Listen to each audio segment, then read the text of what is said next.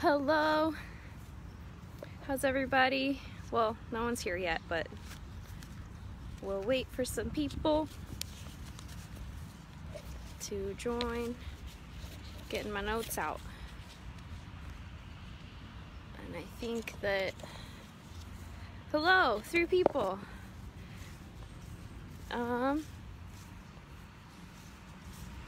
We're going this way to find some plants. I think that I found my first one.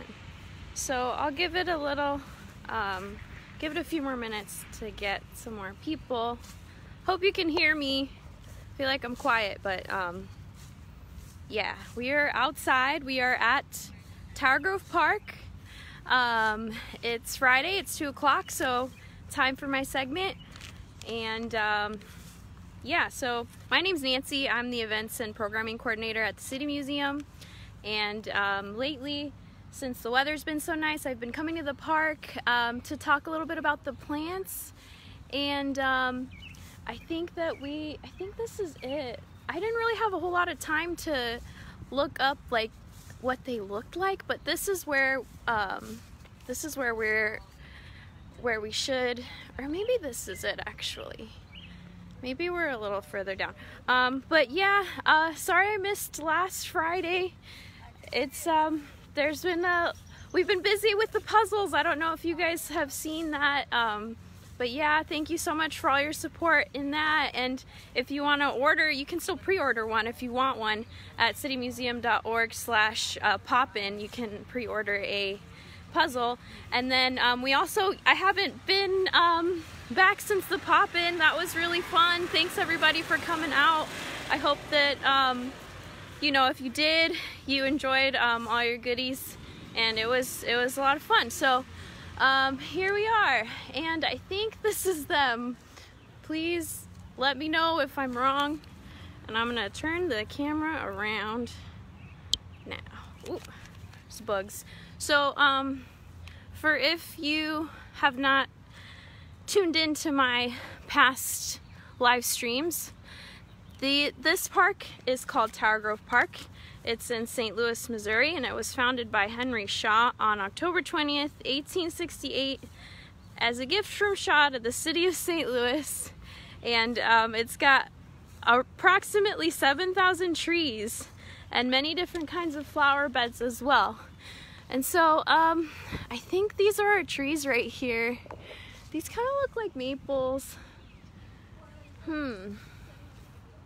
Well, anyway, so I am I'm looking for what's called, they're called Loblolly Pines. So Loblolly Pines are native to southeastern United States.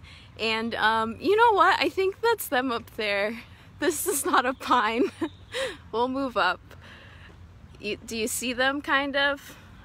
That's definitely a pine, right? That big triangular tree. Let me clean off my camera too. So, okay, here we are. Hi Tyler, hi Matt. Ooh, I kind of turned off the comments there for a second. Okay, so here we are, the Loblolly Pines. Isn't that a funny word? It's spelled L-O-B-L-O-L-L-Y. And so this is them right here. And they're, like I said, native to southeastern United States. They're some of the most commercially important pines because their timber is used for, I'm sure, various uses. But yeah, here we are. We'll get a little closer look. It's one of the fastest growing southern pine, and it has dark green needles and narrow red-brown cones. And it looks like these are the little fruits. And these trees actually provide shelter and food for many animals and birds. And I found a cool list of bird names. So, what puzzle and how much? I believe the puzzles are $25, and it's a puzzle of monstrosity. So you can, there's pictures on our Facebook too. If you kind of scroll down a little bit, there's a post not too long ago. But yeah, when you go on the to pre-order, wait, there's no picture of it there, but yeah, if you scroll down a little bit, you'll see a picture of the puzzle. And so this tree's pretty tall. What was I saying?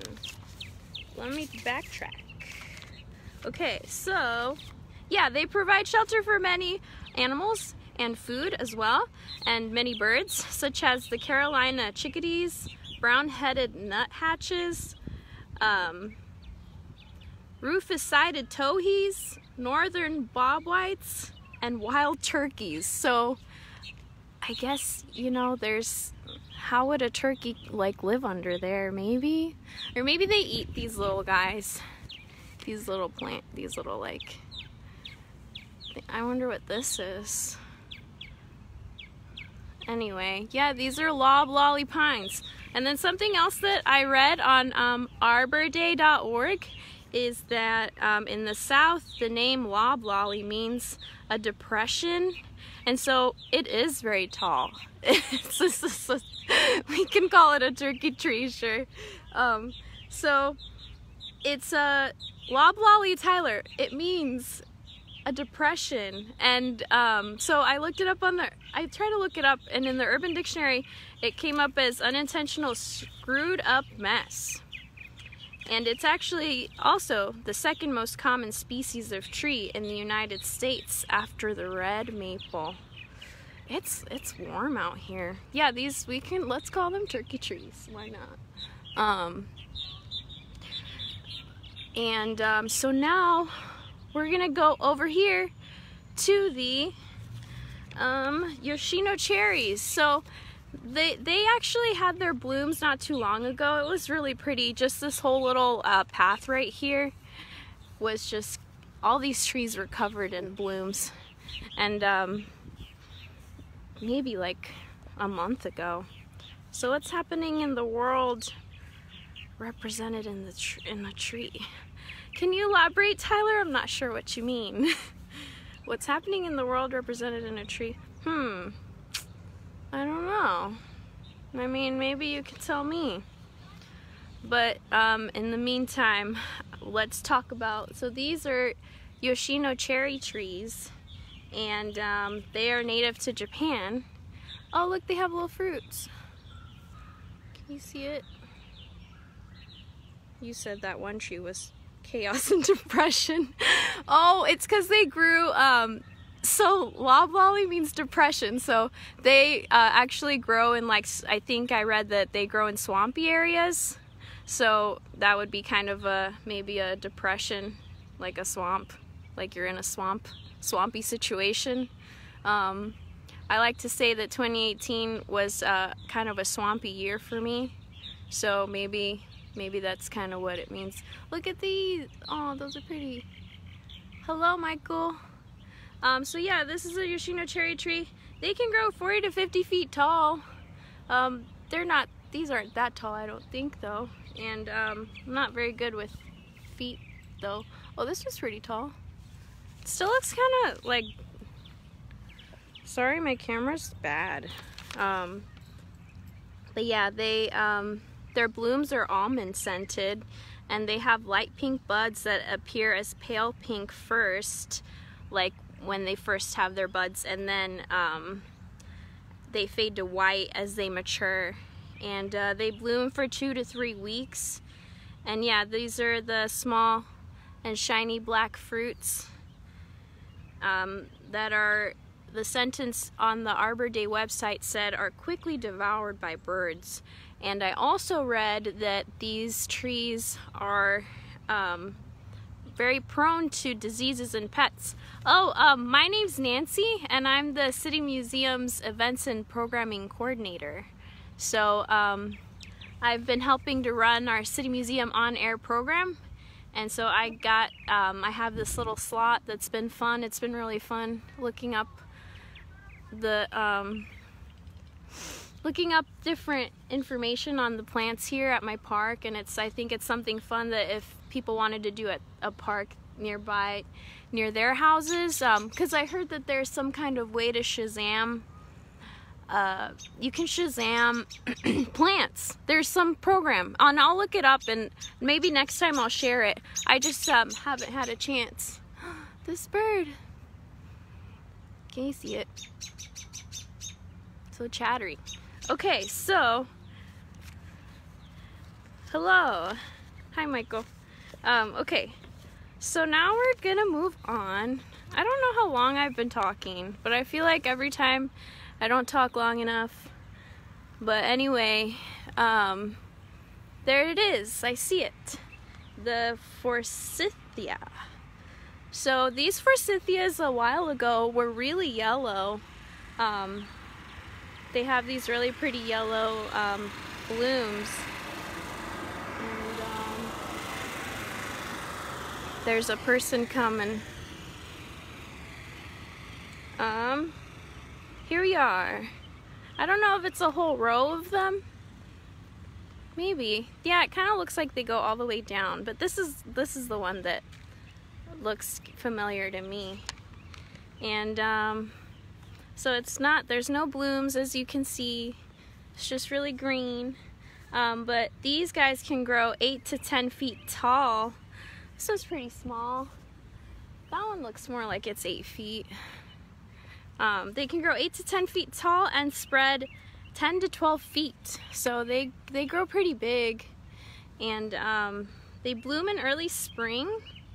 And they have pale to deep yellow flowers. But no flowers because they already bloomed. Oh, they have little fruits too. I don't know if you can see that. It's kind of shriveled up. And it was named after the Scottish horticulturist William Forsythe. And it's native to Eastern Asia. 11 of the species are native to Eastern Asia. Oh, there's a parrot. I don't know if you heard it. Can you hear it? Should I? I don't want to. I would show you, but I don't know if that man would be comfortable with that. But yeah, there's a really pretty parrot here on a walk with his owner. Well, he's not walking. He's like perched on his arm. But anyway, so it's sometimes known as an Easter tree, and the fruit is a dry capsule containing winged seeds. So all these fruits are all like dried up though. I don't think that there's any, I don't know if there would be any winged seeds in here. Hi Noah. I didn't say hi to you earlier. Hi everybody though. Everyone else watching. 34 people. Okay, so where are we going now? Because I got one more. Oh wait, are these the deciduous hollies? Yeah, actually, no, these aren't hollies. So I talked about hollies in my last video. And they're very distinct because they have those leaves that are like kind of like look like thorns at the end. But I think I remember it was supposed to be somewhere around here. So we'll do a little walking. The sun was out like an hour ago. It was really bright out, but is that it? Let's look. Let's see.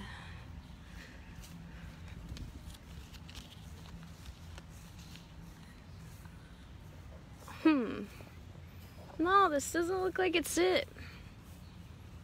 Maybe it's a deciduous holly is what it was called. So that one actually does, because the other holly that I talked about is green year round, but then it has little red fruits in the fall and the winter. But these are deciduous, so I thought it would be neat to talk about them. But I can't find it. I thought it was here, around here. Maybe it's more so that way. They replaced all the tulips. This was a tulip bed. Oh, these are pretty. I was looking at them the other day because they have like, I wonder how they get this color.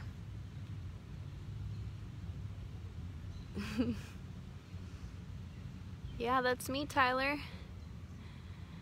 Aren't they pretty? I don't know what they're called, but there's a lot of them. I don't know where this plant is. Well, we'll still talk about it. So, the Deciduous Holly, or possum haw, wherever it is, I couldn't find, I couldn't find a button bush, my first one, during my first, episode. But, yeah, so the Deciduous Holly, what should we look at in the meantime? We can look at this. Oh, this is closer. This pretty bush over here that smells really good. I wish you could smell it. I don't know what this one's called. I looked it up on that map. So I use a map that someone created that comes to the park, and it's really informative. And so I've looked up this one, but I can't find it. It's not on his little paths. Okay, so this isn't the Deciduous Holly, but I think it's pretty, and that it's got like little bees. And so Deciduous Holly, or possum haw, is native to the United States. Yeah, and deciduous, if you don't know, means its leaves shed annually. They're usually shrubs, so this is a shrub, you know. So the bark is smooth, thin, and a molted gray-brown. It's clearly not that.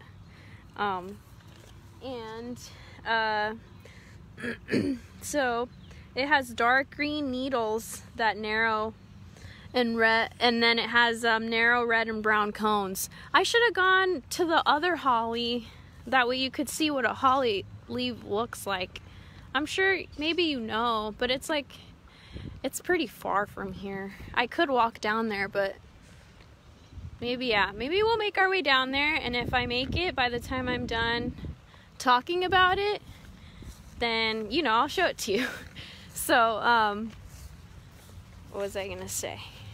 I was still talking about the possum haw. Isn't that a funny name? And, so it flowers April to May usually. And it's got flowers that are both male and female. And when the flowers of a plant are both male and female, it's referred to as perfect, which I thought was interesting. Oh, hi, Precious. What else? So when the flowers are both male and female, it's referred to as perfect. And the flowers are actually like a white egg shape. And it gives fruits in September, like September to October. It's got these really pretty bright berries that are like globe shaped. And the seeds are a pale yellow. Am I walking too slow? The seeds are a pale yellow, and then the berries are usually on the branches for most of the winter, even after the leaves are shed. But yeah, maybe we'll find it. We'll go to a holly. But yeah, there's so many, looking at the map, there's a lot of eastern redbuds, and there's a lot of, what was the other one? The buckeye, the red buckeye, I think it was. Forgetting. But yeah, there's a lot of those here, which is kind of cool. This is pretty. It's like a pond. And these ruins that were technically not ruins, but at some point they will be.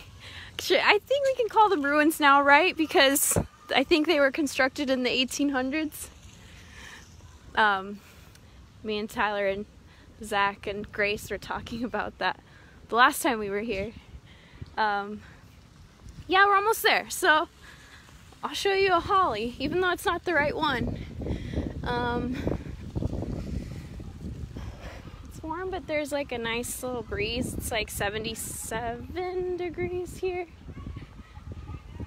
And we're almost there. There's that pretty like area there.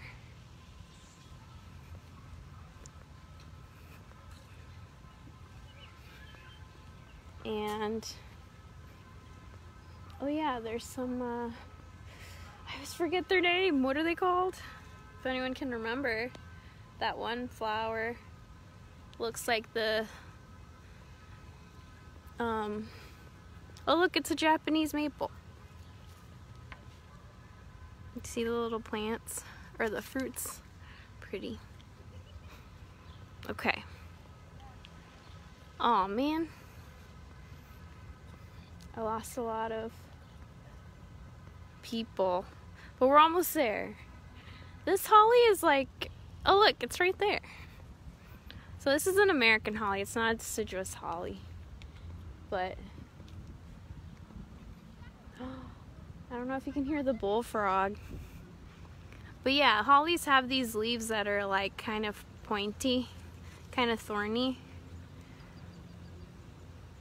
Oh, there's a lot of bees in this holly. I can hear them. But anyway, I think that's all I know that's all I got for today.